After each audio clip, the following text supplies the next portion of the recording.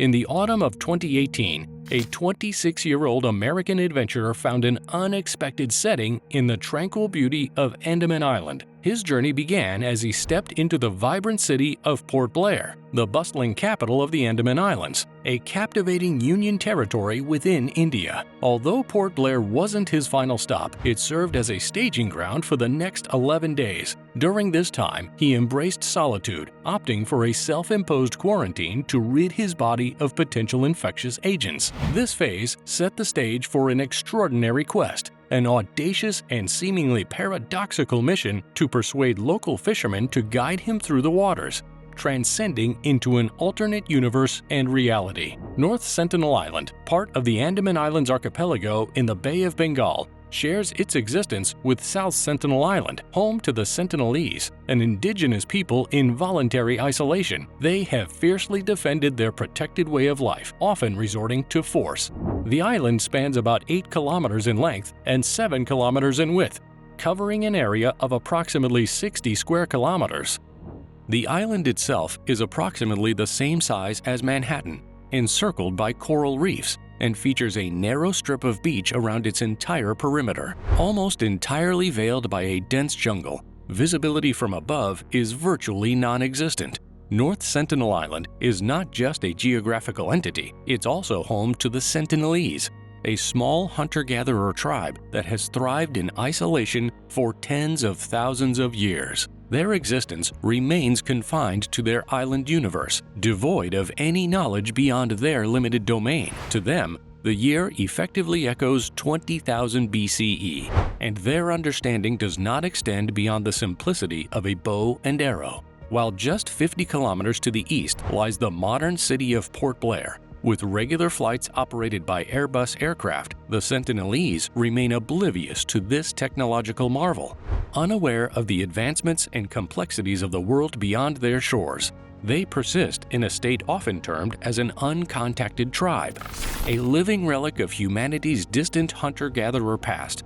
The tribe somehow eluded the currents of history and technological evolution that brought the rest of the world to the 21st century. Despite residing in a different universe from ours, North Sentinel Island hasn't escaped the attention of outsiders attempting to breach their reality. Across centuries, individuals from our world have sought to establish contact with the Sentinelese, only to meet failure and, in many cases, deadly resistance. The Sentinelese vigorously defend their isolation, attacking and often killing those who attempt to interfere with their unique existence. They perceive every attempt by our world to interact with them as we might view an advanced alien invasion of our planet. Consequently, their response is typically aggressive. Out of respect for the tribe's unequivocal desire to be left alone, the Indian government has sealed off access to North Sentinel Island from our world, enforced by a 3 nautical mile wide NGO zone. Deemed illegal to enter and patrolled by the Indian Navy, this exclusion zone serves as a protective barrier. John Allen Chau, the 26-year-old American from our world who ventured to Port Blair in 2018, aimed to breach this barrier. His mission was to introduce Christianity to the Sentinelese, an endeavor that would ultimately cost him his life, with unknowable consequences for the Sentinelese as well. The news of his fatal journey created headlines and widespread publicity across the globe, making it one of the most talked about events of 2018. To comprehend the full narrative, it's crucial to grasp how the Sentinelese managed to achieve such isolation and remain uncontacted by the outside world. Long believed to be direct descendants of the first wave of modern humans leaving the African continent for Asia 50 to 75,000 years ago, it is now believed that the initial human presence on the Andaman Islands dates back around 26,000 years. This migration occurred during the last glacial maximum, when global sea levels were significantly lower than they are today. During that era, the Andaman Islands were connected to modern-day Myanmar by a land bridge, allowing Paleolithic-era hunter-gatherer tribes to traverse to the islands on foot. However, over the subsequent millennia, as glaciers retreated and oceans rose, the Andaman Islands transformed into the archipelago we recognize today. Thousands of Paleolithic hunter-gatherer tribes found themselves marooned on these islands. over time, they largely remained isolated and uncontacted, at least to the best of our knowledge.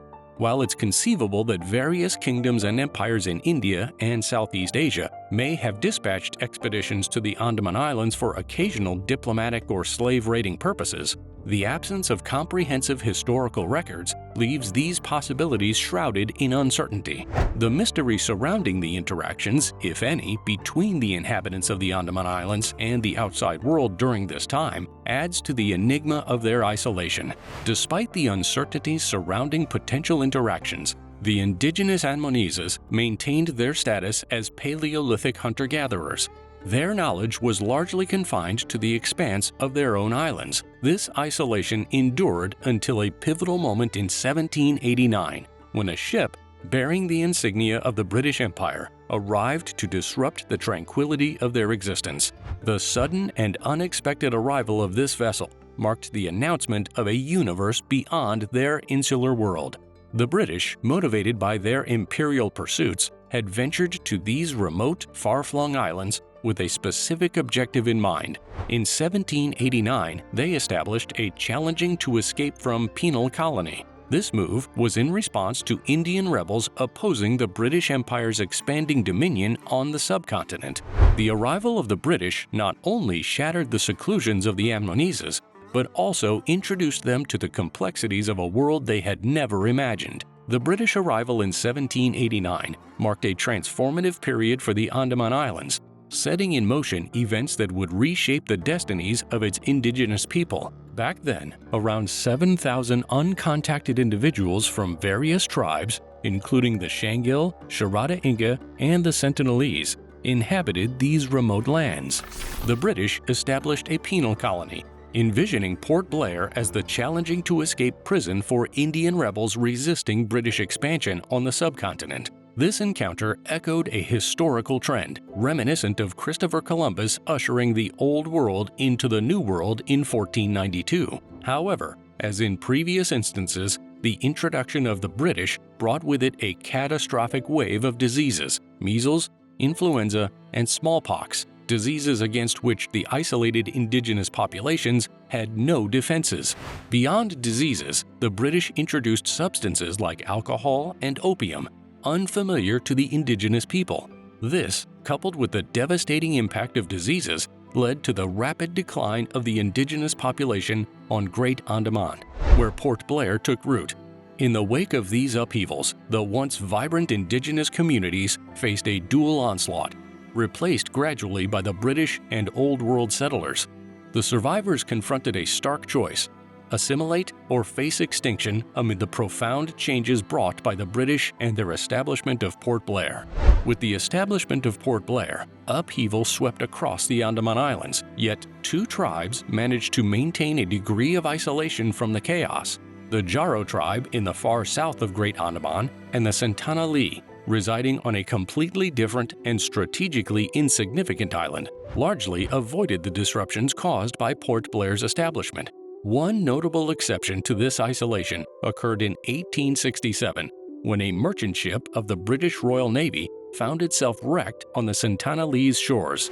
The 106 survivors, composed of British and Indian individuals, reached the beach, assuming the island to be uninhabited as they awaited rescue. However, 3 days after the crash, according to their reports, a group of naked islanders emerged from the jungle interior, attacking them with arrows.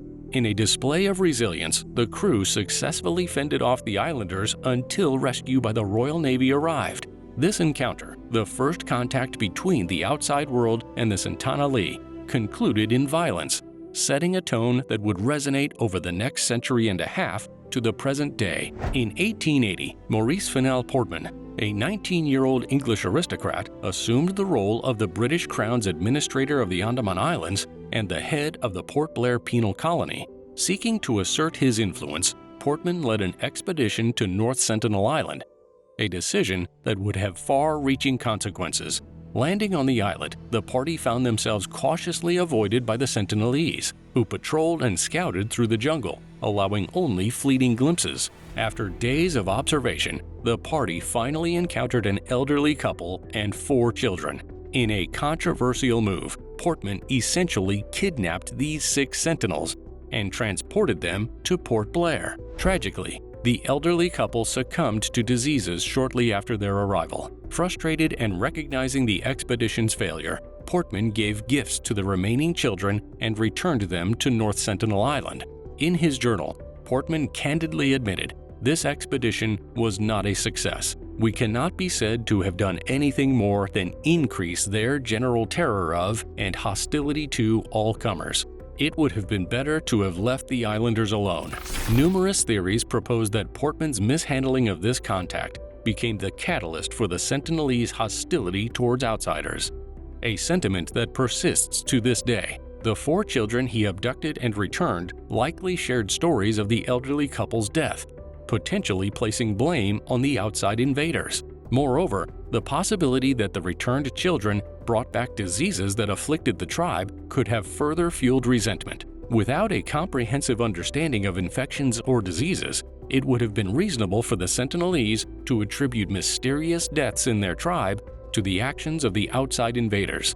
Over generations, these oral stories might have transformed into exaggerated legends that continued to shape the Sentinelese perception of the outside world.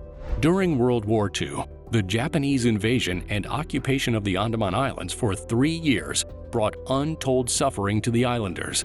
Unfortunately, the specifics of their impact on the Sentinelese remain elusive, as the Japanese deliberately destroyed all records before surrendering in 1945. Widespread atrocities were committed, with at least 10% of the pre-war population of Port Blair perishing and numerous individuals subjected to torture. As the largest war in world history touched the edge of the Sentinelese universe, it remains a possibility that Japanese soldiers might have visited North Sentinel Island during those tumultuous years. However, due to the lack of records and the passage of time, the details of such interactions may never be fully known. After the war in 1947, India gained independence from the British Empire, leading to a unique challenge. The Andaman Islands were granted to India as part of the independence, theoretically making the Sentinelese Indian citizens. However, these people had never heard of India and lacked comprehension of the theoretical citizenship imposed upon them. Seeking to address this issue, the Indian government embarked on a challenging mission to make the first peaceful contact with the Sentinelese. Linguistic barriers proved formidable, as the language spoken by the Sentinelese is known only to them, with no related languages on Earth. Even the other indigenous languages of the Andaman Islands were considered mutually unintelligible by the Sentinelese. Their hostility prevented anyone from gaining linguistic clues, rendering linguistic communication effectively impossible. In 1967, Indian anthropologist Trilokanath Pandit initiated attempts to gain the islanders' trust by sailing around the island and leaving gifts on the beaches. Subsequently, in 1974, National Geographic led a film crew to the island with armed police and a team of experienced anthropologists, including Pandit, hoping to establish peaceful contact with the Sentinelese. After several failed attempts, the Sentinelese remained fiercely hostile to outside contact. In 1974, a National Geographic documentary project ended abruptly when a Sentinelese individual fired an arrow at the boat, striking the documentary director in the thigh. The Sentinelese, observing the scene, laughed hysterically, further demonstrating their hostility. They buried the gifted doll and a live pig in the sand, took the coconuts and cookware, and retreated to the jungle. The failed project was cancelled to avoid escalating tensions. Undeterred, the head Indian anthropologist Trilokanath Pandit continued efforts to establish peaceful contact. He and his team made recordings and left gifts for the Sentinelese in hopes of gaining their trust. Despite setbacks, Pandit persisted. Leading an overnight cruise offshore with the King of Belgium in 1975, other visitors occasionally washed up on the island, such as in 1977 when the MV Risley and in 1981 the MV Primrose ran aground. In 1981, the crew of the MV Primrose found themselves shipwrecked, prompting a unique response. About 50 Sentinelese emerged from the jungle, armed with bows and arrows. The crew, unarmed and terrified, radioed for an airdrop of guns and ammunition. an American helicopter pilot airlifted around 30 crew members to safety, leaving the ship and its iron behind. The Sentinelese scavenged the ship for iron, tools, and weapons, providing them with a technological leap to at least the Iron Age. Despite these encounters, Pandit aimed for more professional interactions. In 1988, while dropping off gifts, a Sentinelese man appeared to dance with joy.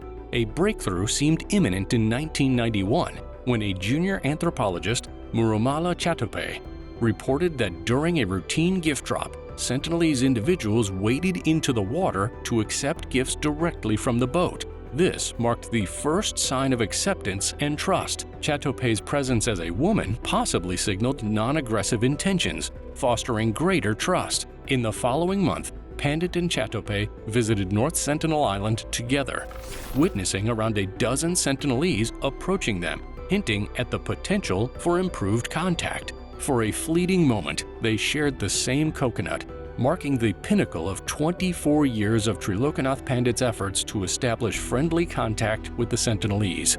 Delighted with their success, Pandit and his team withdrew. However, in 1992, Pandit, now 58, faced mandatory retirement. He would never return to the island, as the Indian government banned all future visits, sealing off North Sentinel Island with a 3 nautical mile wide NGO zone patrolled by the Indian Navy. The restrictions aimed to protect both the Sentinelese and potential visitors, but incidents persisted. In 2006, 2 intoxicated Indian fishermen drifted too close to the island, resulting in a gruesome encounter with the Sentinelese. The fishermen's deaths went uninvestigated, setting a precedent for the island's legal autonomy. In 2018, an American Christian missionary, unprepared and persistent, met a similar fate. His death highlighted the Sentinelese resolve to maintain isolation. The Indian government grants legal immunity to the Sentinelese for actions on their island, emphasizing the importance of respecting their wishes. North Sentinel Island, off-limits for a reason, symbolizes a real-life Prime Directive. The only glimpse one can catch is from an Air India flight, emphasizing the mysterious and isolated nature of this untouched world.